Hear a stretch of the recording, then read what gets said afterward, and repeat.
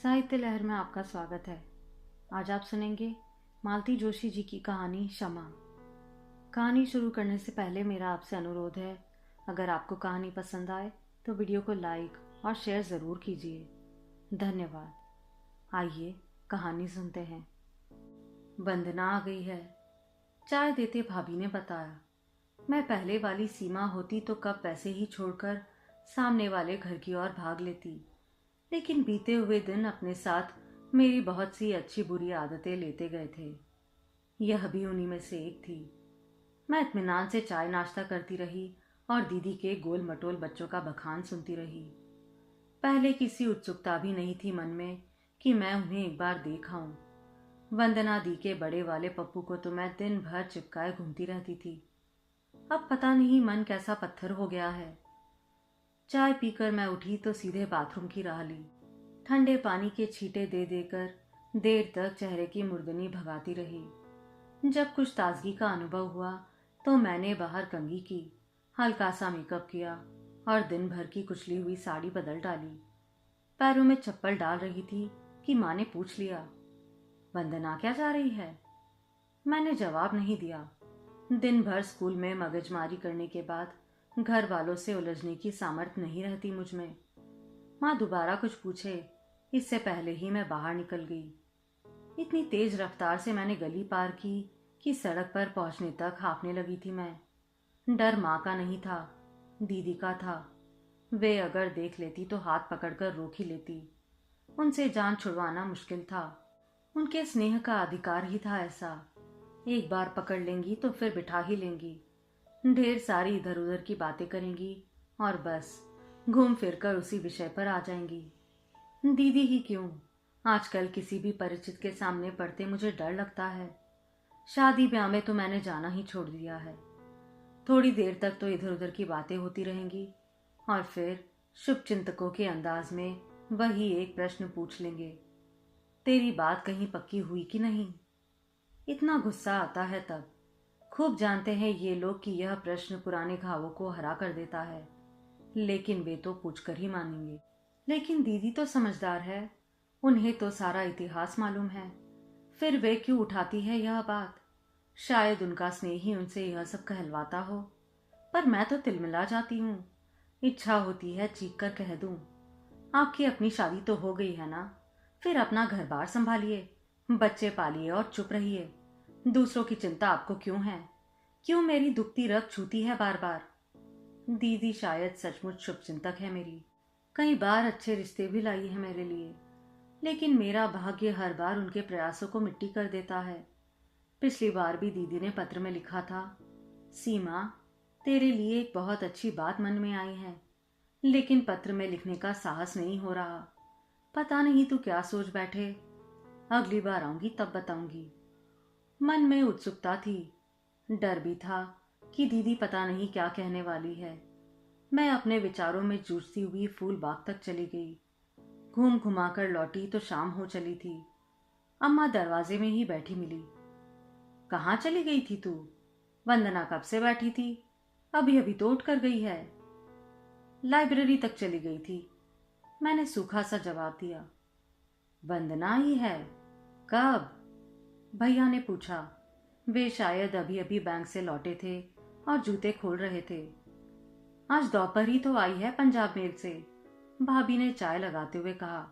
अभी यहां भी होकर गई है। पता है क्या कह रही थी? भाभी ने कुछ कहना चाहा, पर माँ की ओर देखकर चुप रह गई। दरअसल माँ का पुराना सिद्धांत है, दफ्तर से लौटे हुए व्यक्ति को तुरंत ही सब कुछ मत बताओ। एक आधा कप चाय उसके पेट में जाने दो, गर्मा गर्म जो बन सके वह उसके सामने रखो, फिर उसके मूड का अंदाजा लेते हुए ही मुंह खोलो। माँ की ट्रेनिंग में रहते रहते इतने साल हो गए हैं, भाभी भी इशारों को तुरंत समझ जाती है। मुझे उत्सुकता बनी रही, लेकिन उस दिन फिर कोई बात ही नहीं हो पाई। दूसरे दिन इतवार था और मेरे पास व्यस्तता का कोई बहाना ही नहीं था। मजबूर होकर मुझे दीदी के पास जाना ही पड़ा।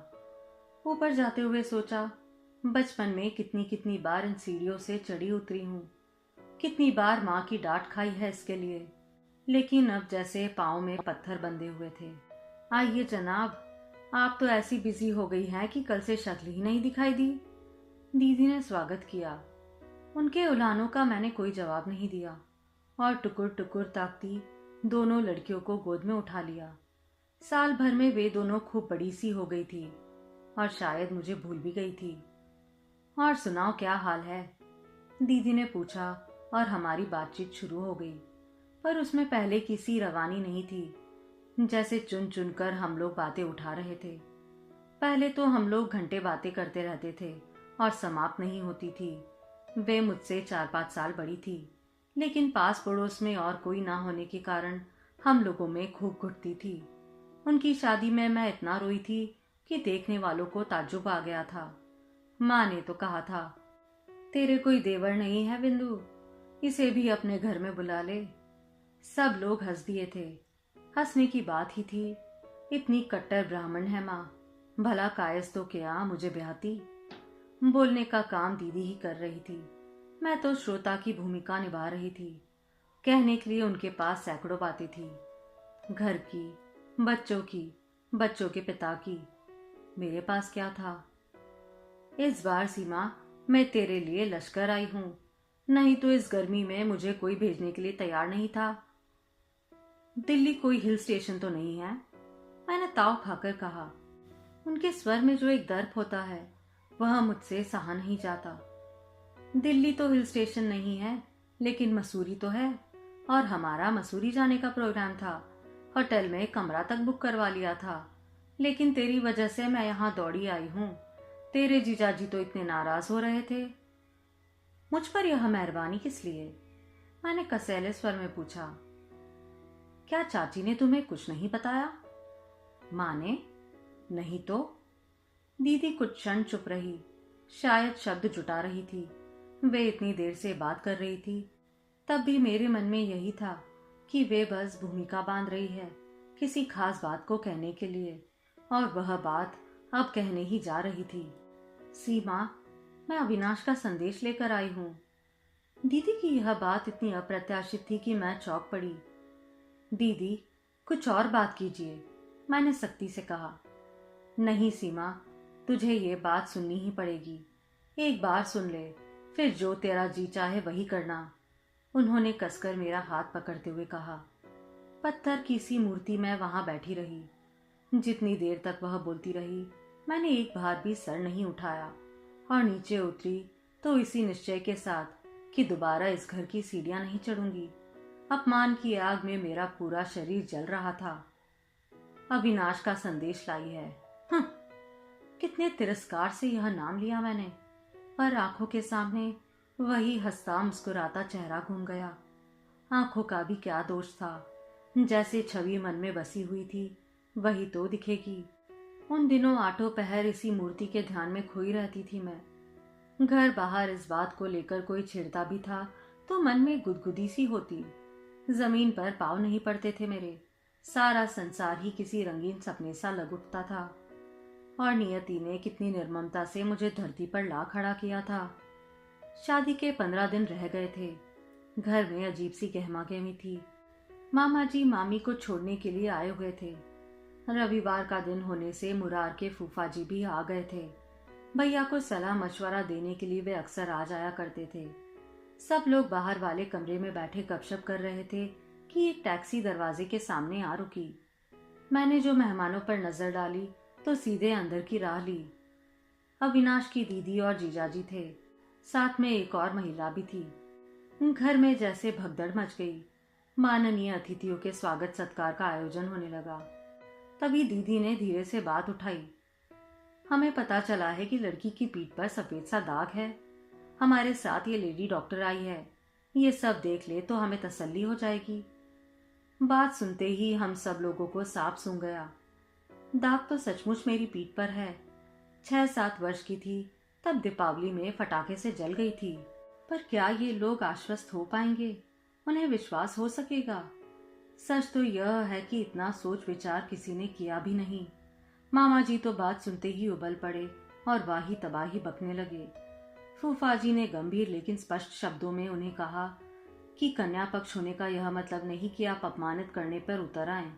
भैया मिठाई लेने बाजार दौड़ गए थे। लौट कर आए तो इस हंगामे को देखकर वे भी बौखला गए। माँ बेचारी बीच बचाव करती रही, लेकिन बात बिगड़ती ही चली गई। सपनों का रंगमहल क्षण भर में धराशायी हो गया। और अब फिर उनका प्रस्ताव आया है, क्योंकि साल भर पहले उनकी पत्नी 3 साल की बेटी को छोड़कर स्वर्ग सिधार गई है। और वंदना दी इस रिश्ते की पैरवी कर रही है, क्योंकि वे उनके नए पड़ोसी हैं। रात पिंटू और निम्मी के सो जाने के बाद माँ ने भैया के सामने यह बात उठाई। बुरा सा मुंह बनाए भैया सब कुछ सुनते चले गए, बोले कुछ नहीं। लड़के का कुछ दोष नहीं है रे, माँ ने जैसे बात पर अपनी मुहर लगाते हुए कहा। वंदना बतला रही थी कि वह तो तब तक छुट्टी लेकर घर पहुंचा ही नहीं था। सारा किस्सा तो उसे घर आकर मालूम पड़ा। तो बाद में ही उसने क्या कर लिया, 2 लाइन की चिट्ठी तक तो लिखी नहीं गई उससे। भैया ने रुखाई से कहा। वह चिट्ठी क्यों लिखने लगा, माफी तो हम लोगों को मांगनी चाहिए थी। उस दिन क्या क्या नहीं कह डाला तेरे मामा ने।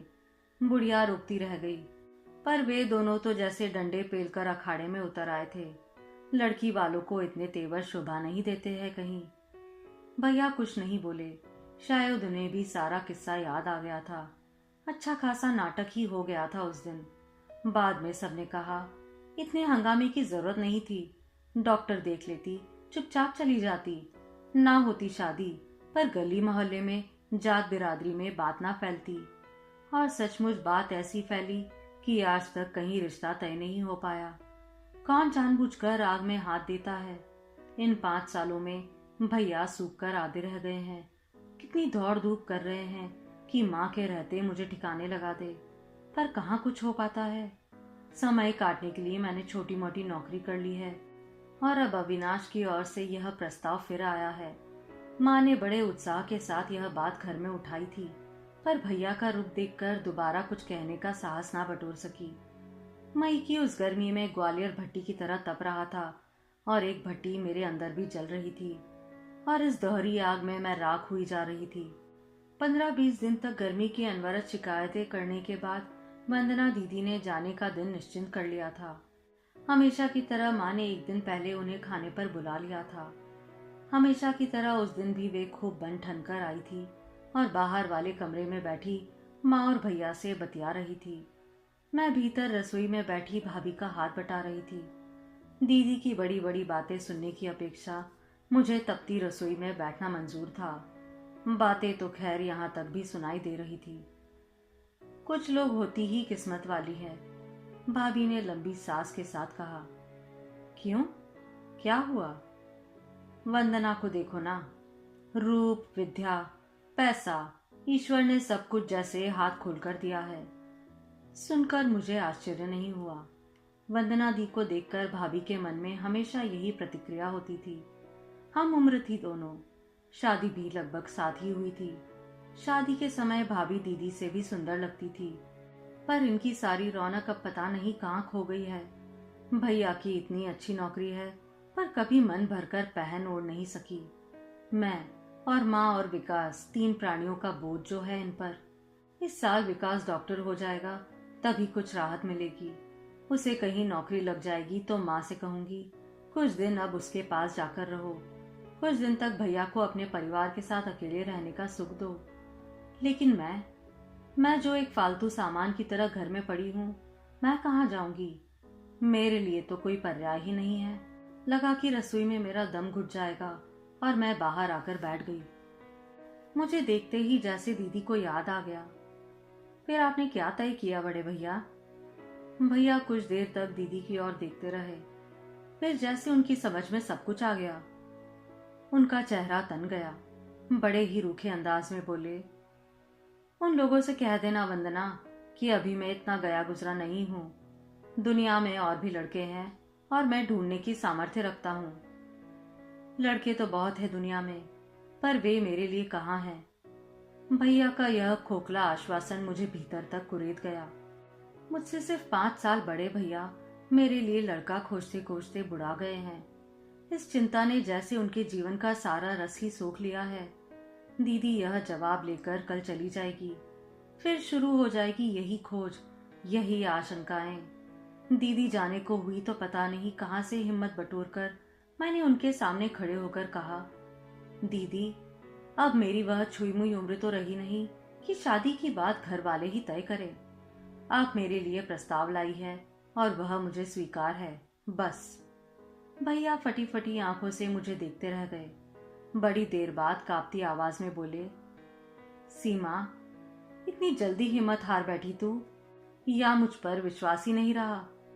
विश्वास की बात नहीं है भैया, शायद मेरी किस्मत वहीं से जुड़ी है। नहीं तो क्या उनकी पत्नी का स्वर्गवास होता? क्यों वे दीदी के पड़ोस में बसने आते, और क्यों मैं अब तक कुंवारी बैठी रहती? सूखी हंसी के साथ मैंने कहा। फिर वे कुछ नहीं बोले, लेकिन उनकी पलकों पर चमकते ओस कण उनकी व्यथा को उजागर कर रहे थे। शादी के सपने हर लड़की देखती है, और उन सपनों से जुड़ी होती है सुहाग रात की मनोरम कल्पनाएं। चांदी की घड़ियों सी मधुर, रेशम की लड़ियों सी मादक, चांदनी में नहाई वह रात मेरे सपनों में भी बार बार आई थी। लेकिन यह तो अनुभव से ही जाना कि स्वप्न और सत्य में कितना अंतर होता है। सजे सवरे कमरे में हम दो प्राणी निस्पंद, निशब्द बैठे थे। 5 वर्षों का लंबा समय दोनों के बीच फैला हुआ था। मेरे मन में ढेर सी कड़वाहट थी। उनके मन में शायद दिवंगत पत्नी की स्मृतियां थी, और नन्ही रूपम, उसे तो भुलाया नहीं जा सकता। घड़ी की सुइयां पल पल आगे बढ़ रही थी, और मुझे लग रहा था हम लोगों के बीच का अंतर प्रतिक्षण बढ़ता ही जा रहा था। उस गहराते हुए मौन को तोड़ने की मैंने ही कोशिश की। सुनिए। उनकी आंखें प्रश्न बनकर मेरे चेहरे पर टंग गई। मेरी पीठ पर सचमुच एक बड़ा सा दाग है, मैंने आखिर कह ही डाला। मुझे मालूम है, शांत स्वर में जवाब आया, लेकिन यह दाग जलने का है, वैसी नहीं जैसे आप लोग। मुझे मालूम है, वंदना भाभी से मैं सब कुछ सुन चुका हूं। और बस फिर एक चुप्पी। दोबारा भी मैंने ही पहल की। यह भेद कहां से मिला आपको? उस शुभचिंतक का नाम बतला सकेंगे? क्या आज ही सब कुछ जान लेना जरूरी है? हाँ, मैंने जोर देकर कहा। वे कुछ क्षण चुप रहे, फिर धीरे से बोले, अम्मा के पास पत्र आया था। किसका?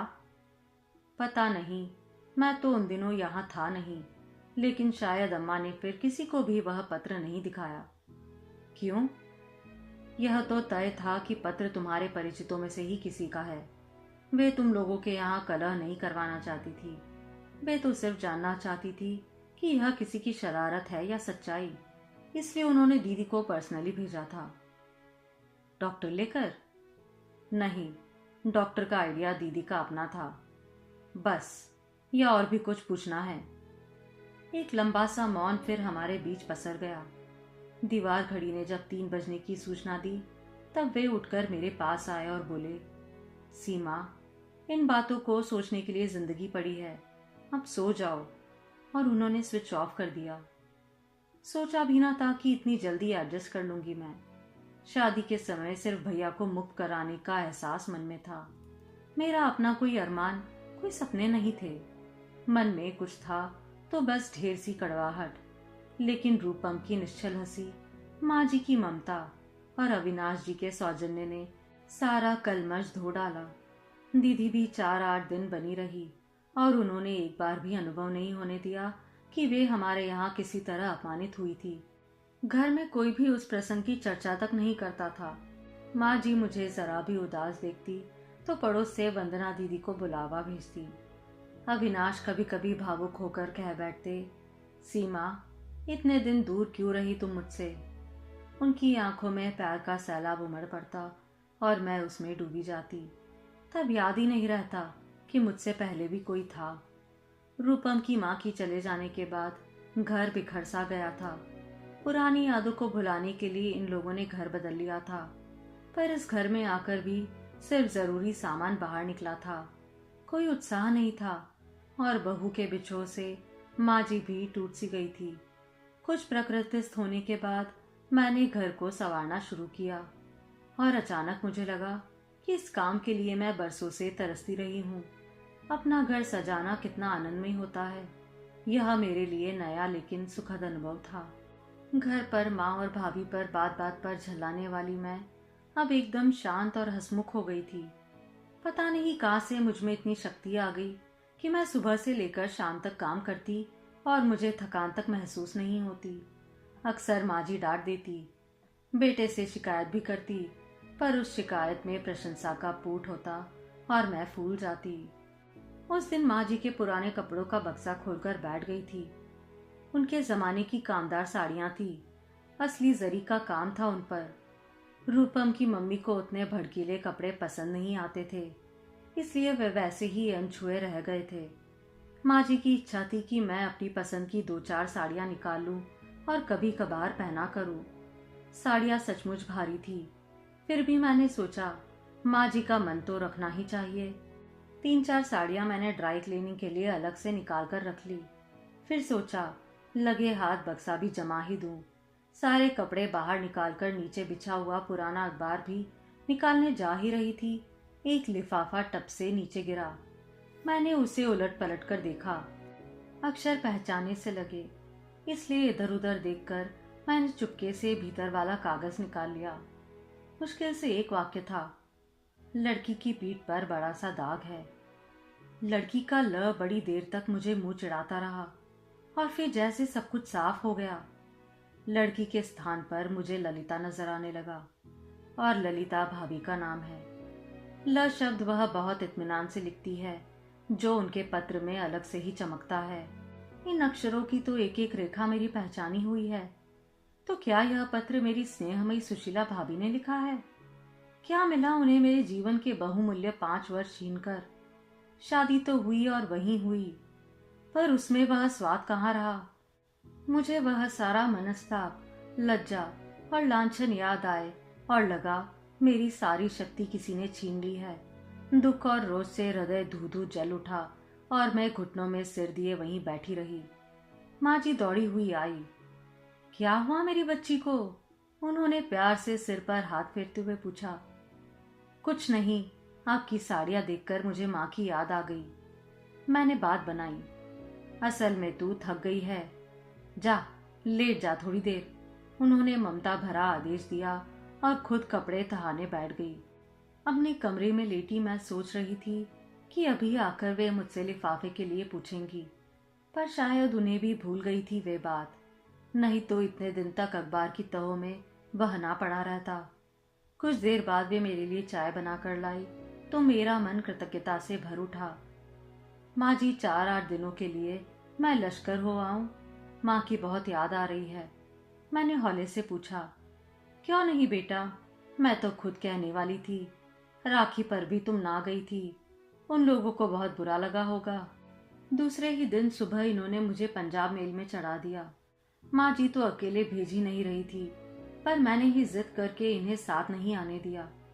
मैं कोई खुशी बटोरने नहीं जा रही थी वहां, मैं तो भाभी से जवाब तलब करने जा रही थी। वहां इनकी उपस्थिति मुझे संकोच में डाल देती।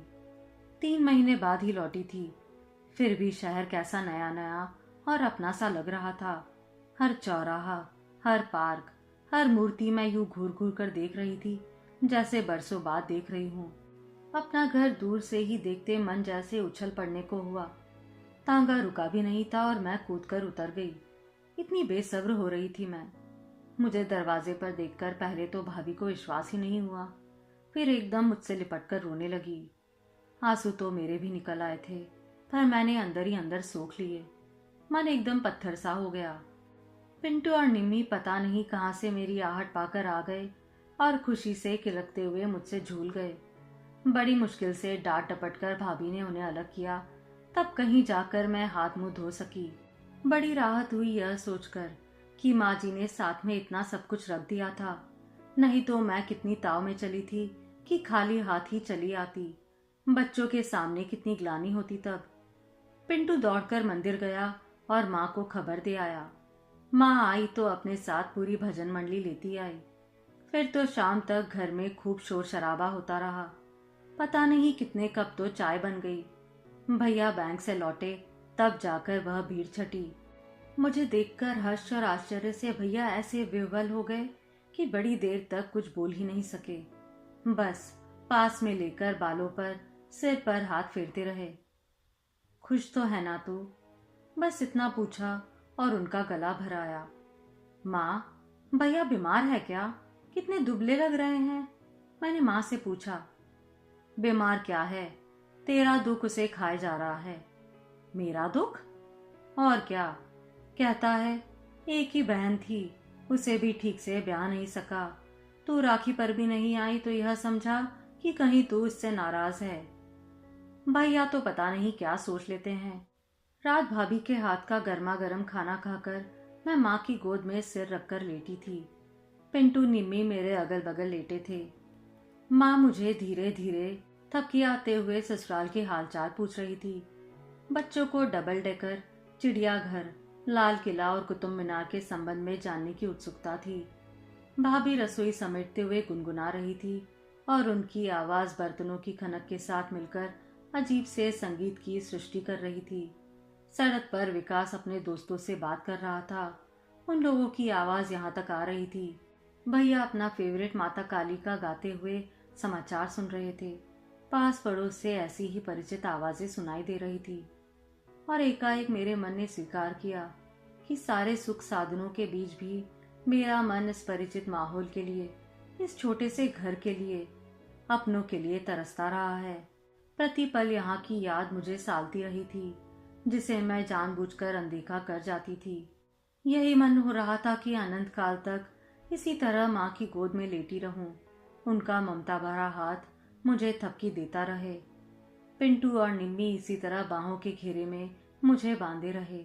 भाभी इसी तरह गुनगुनाती रहे। लता, भैया ने आवाज दी, 4-6 कटोरियां लेकर इधर आना जरा। कटोरियों का क्या करेंगे भैया, मैंने सोचा, लेकिन अधिक देर तक सोचना नहीं पड़ा। भाभी ट्रे लिए आ खड़ी हुई। सीमा, उठो, कुल्फी खाओ। कुल्फी? इतनी रात में? अभी 9 ही तो बजे हैं। बस उठो, चटपट शुरू हो जाओ अब। आज भैया तुम्हारे टॉप मूड में है। तुम्हारे लिए विकास को भेजकर स्पेशल पान मंगवाया गया है। सच, मैं तो शर्म से गड़ ही गई। बहू ठीक कह रही है। कितने दिनों बाद आज उसके चेहरे पर रौनक नजर आई है, माँ ने कहा। और आज कितने दिनों बाद लता कहकर आवाज दी है, यह तो पूछो, भाभी ने फुसफुसाकर कहा और रसोई की ओर भाग गई। बुआ, तुम यही रह जाना अब। तुम रहती हो तो अच्छा लगता है, बच्चों ने भोलेपन से कहा। घर में जैसे उत्सव का सा वातावरण छा गया। उससे वे भी अभिभूत हो गए थे। यह आनंद का उद्रेक मेरे ही कारण है, यह जानकर अच्छा लग रहा था। कुल्फी खाने के लिए भैया भी भीतर चले आए और हम रात 1 बजे तक बैठकर बतियाते रहे। पता नहीं कितनी बातें, कितने समाचार इस बीच इकट्ठा हो गए थे। विकास भी दोस्तों के यहाँ पढ़ने के लिए नहीं गया। बच्चे काफी देर तक जागे रहे, फिर गुड़ी मुड़ी होकर वहीं सो गए। सारा परिवार उस छोटे से कमरे में सिमट आया था। दिन भर मुझे इसी अवसर की प्रतीक्षा थी और अब मेरी हिम्मत नहीं पड़ रही थी। खटिया के नीचे मेरे सूटकेस में भाभी का लिखा वह पुर्जा बाहर आने के लिए छटपटा रहा था। क्षण भर में सारा वातावरण चटकाकर चूर कर देने की ताकत उसमें थी, लेकिन लगा यह अन्याय मुझसे नहीं होगा। जीवन भर के लिए भैया की हंसी, पारिवारिक सुख शांति छीनने का पाप मैं नहीं कर पाऊंगी। माँ को जिंदगी भर के लिए एक नया दुख मैं नहीं दे पाऊंगी। भाभी का अपराध सचमुच बड़ा है, पर उन्हें दंड देकर क्या मेरे जीवन के बहुमूल्य वर्ष लौट आएंगे? फिर इस आयोजन में क्या फायदा? अब आप लोग सोइए भी, देख नहीं रहे उसकी आंखें झपक रही है, भाभी ने कहा। तब जाकर सभा बर्खास्त हुई। बेचारी रात भर जागी भी तो होगी। निम्मी को उठाते हुए भाभी ने फुसफुसाकर कहा तो मेरा मुंह शर्म से लाल हो गया। वे पिंटू को जगाने के लिए आई तो मैंने कहा, रहने दो इसे यहीं पे, आज आपके साहब भी तो टॉप मूड में है। बदतमीज, दिल्ली जाकर यही सब सीखा है, उन्होंने चिकोटी काटते हुए कहा और कमरे में भाग गई। भैया की खुशी की किरणें उनके चेहरों को भी जगमगा गई थी। उनकी खनकती हंसी देर तक कानों में गूंजती रही और मैं सोच रही थी, क्या यह सब सच है या सपना देख रही हूँ? मन जैसे चीख चीख कर पूछ रहा था, भाभी, क्या सचमुच तुम्हें मेरे आने से खुशी हुई है या तुम्हारा यह स्नेहमय रूप भी एक छलावा है? एक क्षणिक आवेश में ही तुम वह पागलपन कर बैठी थी, या वह भी एक सुनियोजित षड्यंत्र ही था? मुझ जैसी अत्यंत साधारण लड़की को इतना अच्छा घर वर मिलते देख कई लोगों को ईर्ष्या हुई थी। क्या तुम भी उन्हीं में से थी, या कर्ज की मोटी रकम तुम्हें बौखला गई थी? अपनी करनी पर सचमुच तुम्हें कभी पश्चाताप नहीं हुआ, या अपनी सफलता पर तुम खुश होती रही हो? इन अनगिनत प्रश्नों के उत्तर जानने का मेरे पास कोई उपाय नहीं है, क्योंकि मैं कभी भी इन्हें जबान पर नहीं ला पाऊंगी। किसी कीमत पर सही, मुझे तुम्हारा प्यार, तुम्हारी खुशी चाहिए, क्योंकि तुम्हारे दम से ही मेरे भाई का संसार है, और भाई के सहारे ही माँ की रही सही जिंदगी है। कभी कभार माँ की गोद में सिर छुपाने के लिए मुझे जगह चाहिए। भाई की छाया में कुछ क्षण सुख चैन से जीने का अधिकार मुझे चाहिए। इसलिए तो तुम्हें क्षमा कर दिया है। आप सुन रहे थे मालती जोशी जी की कहानी क्षमा।